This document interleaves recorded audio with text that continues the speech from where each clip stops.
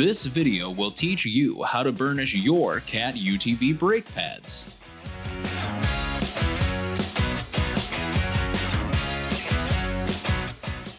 Do not perform any lubrication, maintenance, or repair on CAT equipment until you have read and understand the operation and maintenance manual for the product.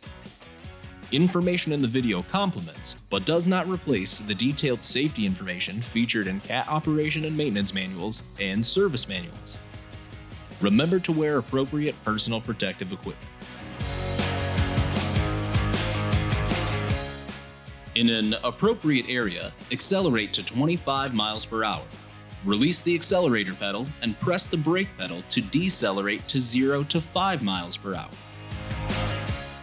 Repeat this procedure 10 times.